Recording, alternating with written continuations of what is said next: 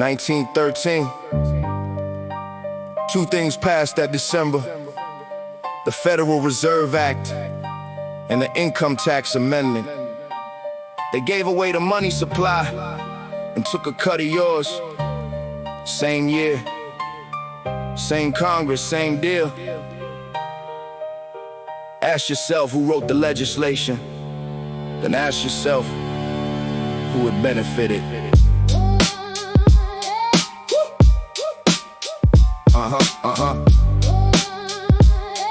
Yeah, Jekyll Island, Georgia, 1910. A secret meeting.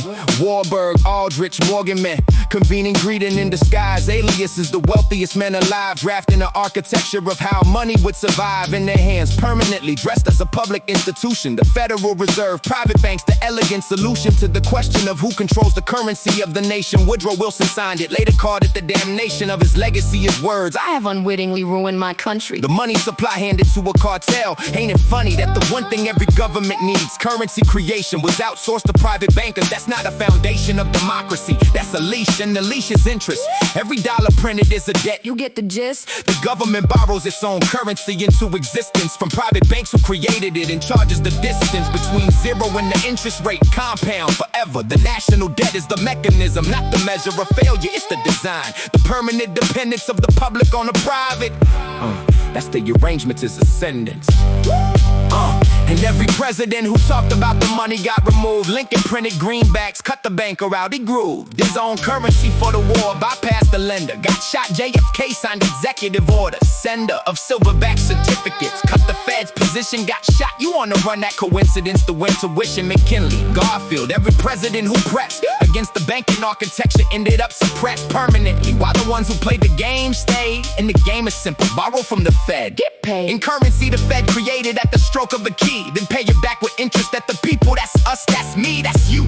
Paid through inflation and through tax. The private banking cartel takes the cut, and that's the facts that they don't teach in economics class. They wonder why the curriculum is funded by the same class. Open your eye. Open your eye.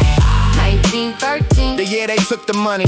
Called it federal, wasn't federal, that's funny. Called it reserve, there's no reserve, it's fiction. Created from nothing, loaned at interest, that's the affliction. 1913, the quiet coup, the elegant theft, the permanent. 1913, 13.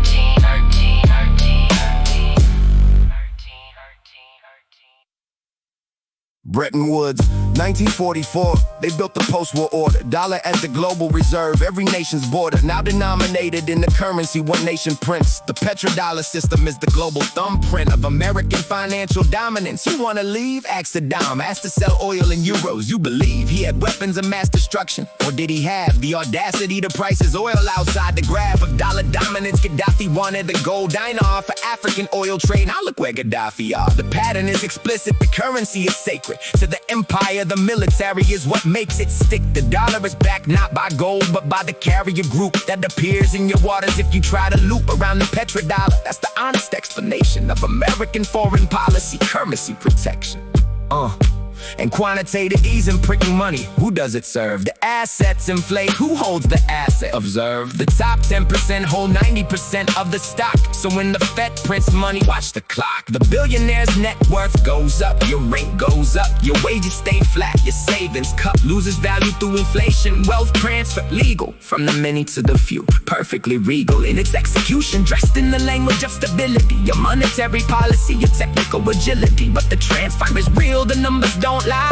The Fed printed 8 trillion since 2008. The sky, high asset prices that resulted. Who cashed in? The ownership class, while the working class begins another decade of stagnation, of the squeeze, of real wage decline, and nobody sees because the mechanism is invisible by design. You can't protest an interest rate, can't march on a balance sheet line. The money is the root, not of evil, of the structure. Every war needs financing, follow the rupture. Back to the credit line, who lent to whom? The Bank of England, Morgan, the same room. Then drafted the Federal Reserve Act, finance both sides of the First World War. Follow where that rides. If you finance both sides, you profit from the outcome regardless. And the interest on the war debt, welcome to the permanent debt trap, nations born in bondage, to the banking class that financed the carnage. They gave you the vote and kept the money supply. Democracy with a leash, tell me why. You think the elected class is actual power? When the bond market decides the policy by the hour. 1913, still running, still feeding the unredacted truth, still bleeding. 1913.